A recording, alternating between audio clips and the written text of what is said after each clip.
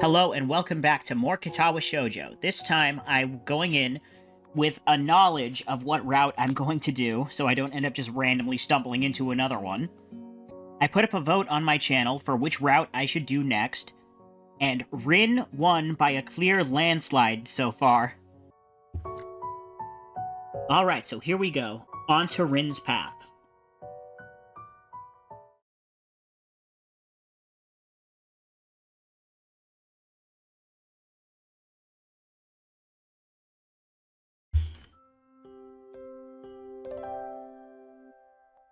I'm just gonna skip this. Isao talks to his crush in the snow, has a heart attack. He goes to the hospital. Alright, so for the Rin path, I need to answer, yeah, of course.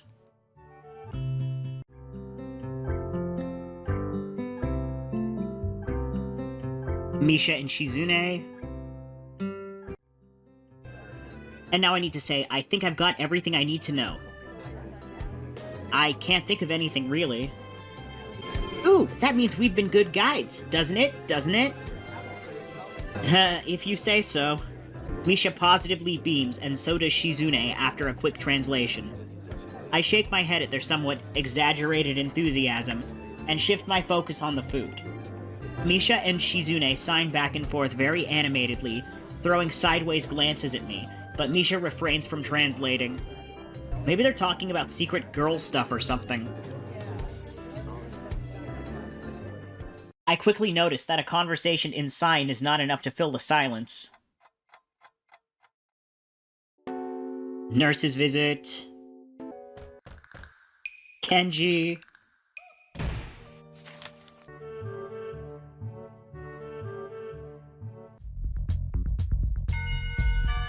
Playing Risk. Attack aggressively. She's either really mocking me or trying to trick me. I have nothing else to lose though, so I might as well try something different. Maybe if I spread out my forces and try to control more territories, I can recoup the advantage.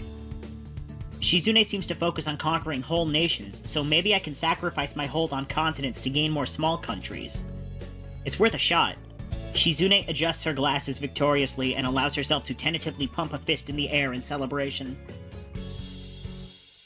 I win, yay! There's no need to translate that, it was pretty clear. Don't look so sad, Hee-chan, you were really giving it your best, that's what I thought. Sometimes your best just isn't good enough though. If anyone knows that, it's me. You did very well for someone who just learned how to play today. Hee-chan, you attacked Iceland and North America at the same time. That's a very daring move. Shi-chan is impressed. The mark of great people is that they are daring, and that they can follow through. You're already halfway there. Isn't that great, Hee-chan?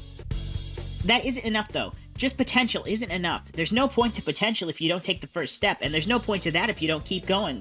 I want to see more. You're right, Shi-chan, but that's so demanding. Shizune leans forward, suddenly looking a lot less playful and more like the serious person I expected her to be from the start. Hee-chan, would you like to join the student council? She really doesn't waste any time, does she? But... Meeting Lily. It is sunset. Meeting Yuko. I'm sorry, I didn't mean to startle you. Sorry, I didn't mean to startle you. It's okay. The girl certainly doesn't look like it's okay, but I let it slide. So, do you mind if I sit here? She seems to be very uncertain whether it's okay or not for me to sit, but finally she nods, just a little. Okay. I take the seat next to her, and she hides herself behind her book. Life of Pi. Never heard of it. So, sorry again for startling you. I'm Hisao. She looks up from her book, stalling a little before replying. I know. We're in the same class. Her speech is stilted and so quiet that it's barely audible, even in the still library. Somehow I think that my delinquent impression of her was wrong. Hanako. I'm Hanako. I resist the urge to say, that's a nice name, just to have something to say, but really it's the only thing I can think of. I feel like an idiot. Everyone here must be used to being different to each other, and here I am, being all bothered and fussed about that kind of thing. And don't let me interrupt your reading. I'll just check these books if you don't mind. She nods a little and sighs a little sigh of relief. So I try to read the covers and the introductions of the books I picked up, and she buries her face in her book. Uncomfortable silence consumes us. My eyes still wander in her direction, and I sneak peeks at her flowing hair and the scars it's hiding. After a while, I realize that she's doing the same and only pretending to be immersed in Life of Pi.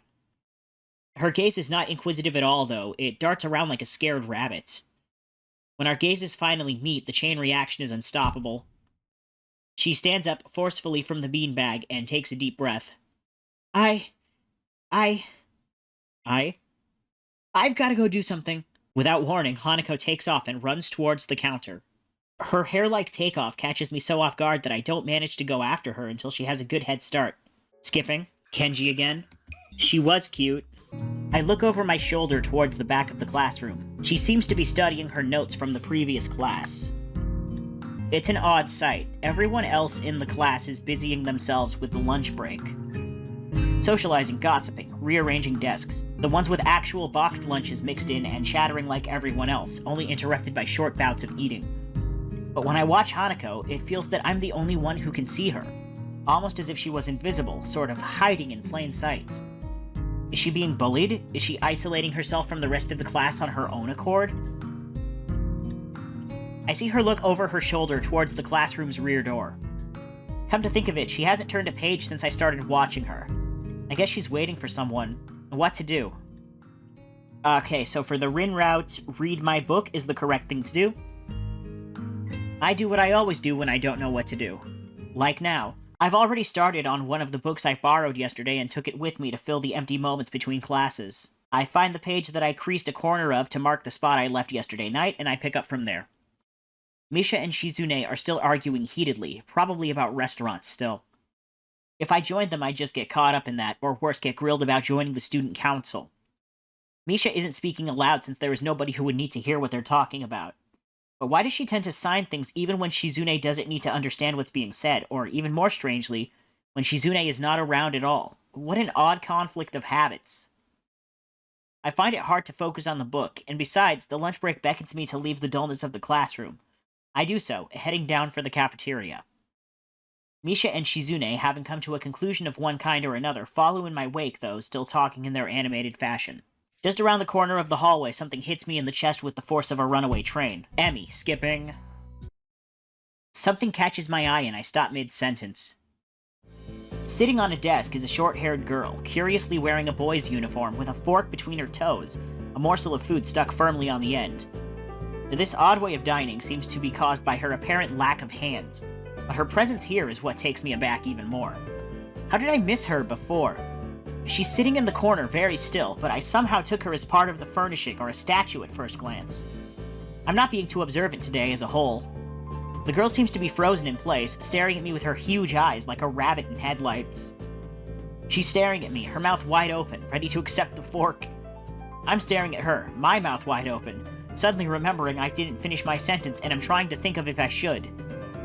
This weird stalemate keeps us both stunned into silence, punctuated by the wall clock ticking rhythmically. Hello. The girl stuffs the forkful in her mouth and is now staring at me expectantly while chewing. This is a bit awkward. Hello. I was told to pick up some supplies from here. For some festival stalls, I think. I didn't think there would be someone in here. There isn't. That's why I came here, too. She picks up another forkful. Doesn't that mean that you're here, then? She raises her eyebrows, as if she was suspecting that my observation was false. You are pretty observant, I guess it does, but who are you?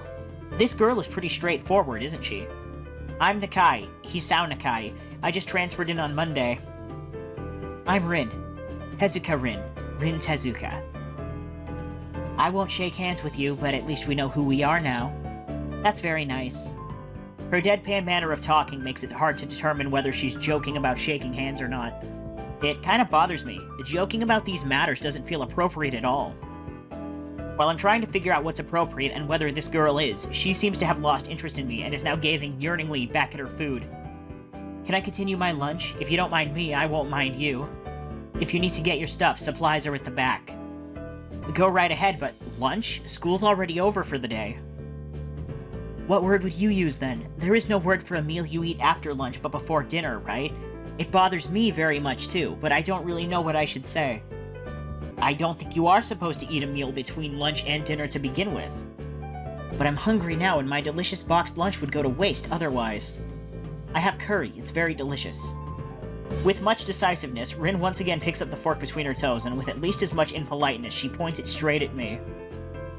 So, Nakai, what brings you to this place? Like I said, I was told to look for these things. No, the school. From the outside, you look fine, so is your problem inside? I come to a full stop, opening my mouth but not getting a word out. I can guess. I'm good at guessing. Better than most people. Rin cuts me off before I can answer her question or skirt around it somehow. I don't know which I would have done. I froze in front of this issue again. I haven't even told anyone here about my condition, or maybe it's only because it hasn't really come up. I do get the feeling that not making issues of this is a part of the social code here, as the teacher said. I wonder if the people here could relate. Probably not any better than any normal person could. I can't relate to Shizune's circumstances, or Lily's either. Naturally, while I go through this in my head, Rin keeps considering what my condition could be, with an overtly contemplative look on her face. She puts her fork between her lips and leans back, looking at the ceiling as if the answer was written up there. A beam of light illuminates her face from the window side, creating a mask of dark shadow on the other side. I don't think it's anything in your head, and something in your guts would be boringly ordinary, like this lunch of mine, and less delicious.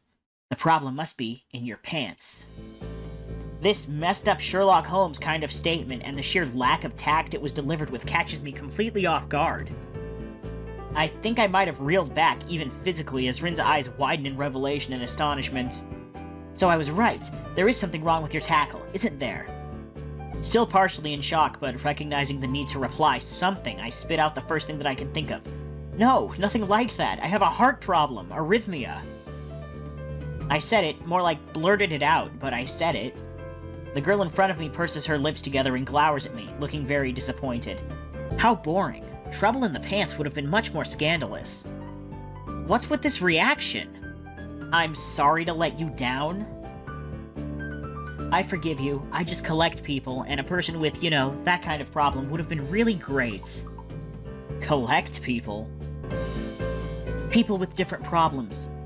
Huh, so you just, like, go around asking people what's wrong with them? Pretty much.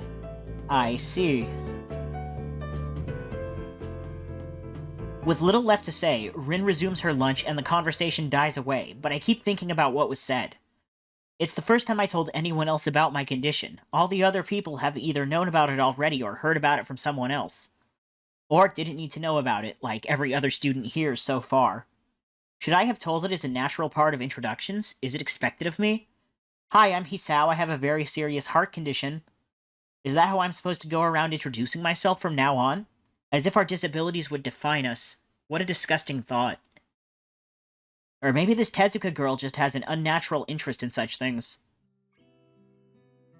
As I walk to the back of the room to pick up the items on Misha's list, a chance opens to study Rin from the corner of my eye. Her hair is a burnt auburn, almost orange and cropped short. Long hair would probably be impossible with no arms. The boy's uniform and the lack of arms make her look very thin, almost scrawny. She's not particularly pretty except for her murky green eyes, which flicker restlessly from below her short bangs even when she eats. The distance and the shadows make it seem like they don't reflect sunlight at all, but instead absorb all of it within them like deep wells. She moves her feet almost as deftly as a normal person would move their arms. However, I can see how this sight could discomfort people, especially while eating. It makes me feel a bit uncomfortable, at least. I hesitate to think about the word unnatural, but it's too late now, isn't it? I keep searching the cabins and shelves for Misha's things, but after enough time passes, the silence grows too uncomfortable, so I try to force some conversation out of this strange girl. So, do you always eat alone, and this late, or do you get the occasional visitor? Visitors. Maybe you are my first occasional visitor, but I don't always eat alone either. Sometimes I eat with a certain person on the roof, if she's not horsing around. Horsing? She likes to do sports. Oh. And that's all I can think of to say. Both of us fall silent again as Rin forks the last bits of her meal into her mouth. I look down at my haul and double-check it with Misha's list. It seems I have everything except plywood. So I think I have all the things now. That's very nice for you. Don't feel obliged to stay. I was about to take a nap anyway. You need to do whatever you're going to do with that stuff anyway, right? Or perhaps you like to watch girls sleeping. I'm not sure what to make of this, but Rin looks serious. Even if I did, I think I have to be going. I'll catch you around, Tezuka. You can call me Rin. I feel that our relationship is at this point good enough to warrant this much. I was already turning to make my exit, but she draws me back in. Fine then, I'm Hisao. Then you are. Rin looks at me hard in the eyes, but that intimidating feeling that you get when someone stares at you isn't there. It's like she's actually not looking at me at all. She blinks a couple of times, and I can't figure out why a pause like this just popped between us out of nowhere. See you later, Hisao. There is something like a tiny smile there in her face, maybe. I quietly back out of the room. As I shut the door in front of my face, I whisper to myself, what an intriguing person. From inside I hear a muffled sing-song voice. I heard that... What did she hear? I jump at the sudden appearance of Misha, who I had not heard approaching despite the completely empty hallway. Somehow she had gotten to jumping distance of me without making a sound. Creepy. It briefly reminds me of Kenji's nutty theory about a global feminist conspiracy, but I push that thought aside. Shizune, standing slightly behind Misha, looks aloof, as she couldn't have heard the remark that drew Misha's attention, but Misha is visibly excited. No, wait, more importantly, who is in there? There's no club meetings today. She tries to curiously peek past me, even though the door prevents her from seeing anyway. What are you doing here? You took so long that we had to come and check what was wrong. That's no good, Hee-chan. She wags her finger at me scoldingly. I found plywood, but everything else is still missing because you're tardy. Oh, sorry, I got the things here, I was just gonna bring them. I think you were up to some mischief, Hee-chan. Who was in there with you, I wonder? Misha signed something quickly to Shizune, pointing at her own ear a couple of times. Shizune immediately pushes her way past me and opens the door into the classroom I just left. I can only imagine the shock she's experiencing. With Shizune's diligence and attitude, the insolence of daring to deface school property by sleeping atop of it must be too much to bear. And indeed, she stares at Rin, frozen in place apart from the slight but noticeable trembling of her shoulders, from suppressed rage, I'm sure. Instead of blowing up, Shizune just takes a few deep breaths, adjusts her glasses, and slams the door shut, turning to sign furiously at Misha. Maybe she did blow up, but I can't understand it. She shoots a very loaded stare at me too, as if it was somehow my fault that Rin is sleeping on one of the tables. I hope she's not getting any funny ideas about the reason for my tardiness. Hello? Rin's voice comes from the other side of the door, and it takes a few eye blinks to realize that she might have trouble opening it. I open the door to find Rin directly behind it, looking at us with a half-interested, half-sleepy face. Hello? Miss Tezuka, what do you think you were doing? You absolutely are not permitted to use school property for such, disgraceful activity. It sure is suddenly very crowded in here. I didn't know I was this popular. It's hard to say whether she's happy or unhappy about this turn of events. At any rate, she ignores Shizune and Misha's scolding, so they have no choice but to drop the issue. Shizune taps Misha's shoulder, points at Rin, and makes some quick signs. Popularity aside, please don't do that anymore. Anyway, how's your project going? Will it be done in time for the festival? Rin looks at them blankly, apparently at ease under the pressure Shizune's cold stare is putting on her. I keep wondering about that myself, too. And? We'll think about it harder. As Misha signs her reply to Shizune, her face turns into an unsatisfied frown. Miss Tezuka, please try and take this seriously. It'll be a disaster if the wall looks like someone threw up their lunch onto it. Rin nods assertively. We'll think more seriously. Misha actually giggles at that, but Shizune doesn't, not even after translation. She just shakes her head, takes the materials from me, and takes off with Misha in tow. Rin frowns thoughtfully as she looks after the retreating student council duo. How rude. It's true though, I must finish my project before the weekend. There will be dire consequences if I don't. The end of the world as we know it, like weekends usually are, but more dire. Much, much more dire. Maybe I'll postpone my nap to unforeseen future. I'm about to ask what project she has, and what are these apocalyptic consequences, but she walks back into the art classroom. Since you have nothing to do, would you give me a hand? This paint can doesn't fit into my bag, but I need it. She kicks lightly at a huge can of paint that's lying on the floor next to the table she was sitting and sleeping on. It lets out a dull clang. Being the gentleman I am, I naturally pick it up. Heavy. Yeah, sure, where do you need to take it? Away. And with that, she takes off into the hallway, me and the paint can following, since there's little choice for either of us.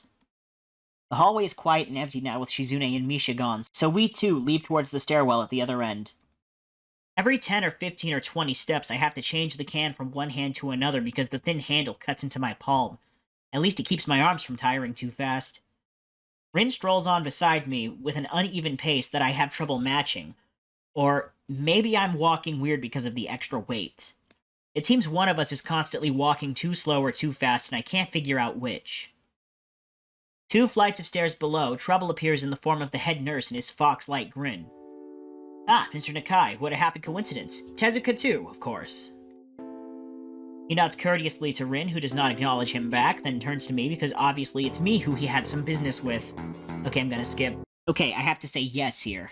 We leave the main building, and Rin leads us onwards towards the dorm. We stop at a small patch of greenery in front of the dorm building. The dorm is built on a slightly elevated ground, with a wall and a few trees that everyone has to circle around every time they come or go. It's probably the only inconvenient design of the school. The entire wall, made of the same kind of bricks as the building itself, has been covered with some sort of a painting. Most of it is still mere sketches. Quick lines drawn with black and white against the gray plastering that covers almost the entire length of the wall, but some spaces look a bit more finished. There are human faces and legs and hands. I can't quite say what the painting as a whole might portray. Stacks of what seems to be paint cans are arranged in piles on the ground besides the wall. See, the left side is hardly off the ground yet. It's because I couldn't get in the mood yesterday, so I gave up and went to meditate instead. Then it was suddenly morning. I have to work on it, but the guys from art class are helping with the negative spaces and the base surfaces wherever, which is a problem. It's easier to paint big areas if there are a lot of people with hands. The reach is better, and it's faster, too. She goes on a tangent of a tangent, waving a little with her arm, or whatever of it there actually is, to demonstrate, even though I got the point already. The white cotton of her sleeve flaps around, and it makes me think it could look sadder than it does. But it makes me feel out of place, like almost every tangible reminder of the student base's special properties has in the past few days. This girl doesn't notice my dreary feelings, of course, or the fact that she lost me a while ago already and just keeps on blabbering. So that's why I'm trying to figure out if there is something I need to figure out and then figure that out before it's too late and all hope is lost. Why would all hope be lost? Because paint has to be painted, and then it has to dry, and then it has to be painted over with another kind of paint. It takes time. She finally stops, apparently thinking that she made some kind of statement that makes sense. I think it's best to start from the top. So, this is your project? You did this? Yes. Yes. All of it. Yes. Nice, but... I stumble with my words, suddenly feeling like I've walked straight into the minefield of political incorrectness. It's okay, you can say it. I probably won't get mad. I blush really hard. I don't know what would be the right thing to say. If any, it feels that I'm way more sensitive than Rin is, though. This is really awkward. Don't you want to ask? How do you paint without hands? See? I'm an easy person to talk to, right? With my feet. I almost guessed that already, but isn't that hard to do? You're good at guessing. Anyway, I don't think it is, but maybe I'm used to it by now. I can't get my mind around the fact that she could be an artist, but seeing how adept she was at using her feet to eat, I figure painting might not be a problem either. Neither of us has something more to add to the subject. The afternoon light works pretty well. I was afraid it would look too flat, but it's not like that after all. I think it's actually pretty interesting. I wanted to see what it looks like in dim light. Do you think it's flat? Oh, well, paintings tend to be flat. Not like that flat, you know, flat like some people are. No substance, no meat where there should be some. I know a few girls who... Okay, I get it, but I couldn't really tell. I'm not that good with art. I can't name any artists or artistic terms, so I don't really have anything to say. Rin shrugs her shoulders at that, saying, "Suit yourself," without saying it, and looks up at the sky as if trying to look for something up there. "I don't think I get any actual work done, but if you'd give me a hand with the paints, I could do a little before it's too dark." I wanted to get a halogen lamp like the ones they have at the sports track, but there aren't any. Rin sure is quick to recruit my help, as was Shizune. It really makes me feel that the festival is such a big project that every pair of hands is needed. Why not? I'm not really sure if I can be of any help, though. It's just mixing some paints. You can do that, probably. Do you have motor control problems, like, those people who have some? Cerebral palsy, maybe? Not that I know of. I get it. Heart thingy has nothing to do with that. She gives me a sly look for no reason. No, it doesn't. Let's do it, then. So she sits on an empty wooden box and very naturally picks up a wide brush between the toes of her bare right foot. I open a few of the cans and pour some of the contents into shallow bowls for mixing. The thick paints flow lazily from the can to the bowl like syrup. I mix them, creating funny, hypnotic-looking swirl patterns that melt quickly into each other to form a new monotone hue. Rin sets out to work, every now and then asking me for a hand with something or the other. Finding different brushes is easy enough, but mixing the paints to be the exact tone that the girl is apparently seeing in her head is a frustrating ordeal. She wants precision down to the last milliliter before she's satisfied, but her instructions are obscure at best. Add half a splash of green.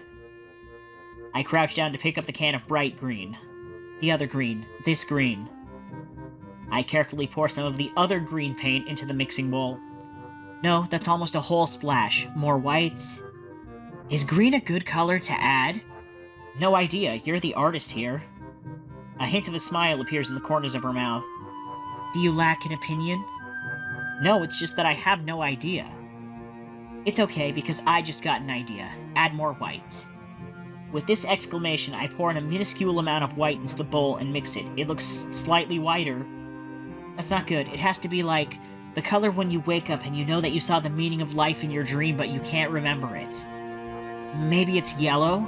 Despite the impossibility of mixing a color like the change of seasons or any other nonsense that's being imposed on me, I find myself enjoying it more than I thought I would.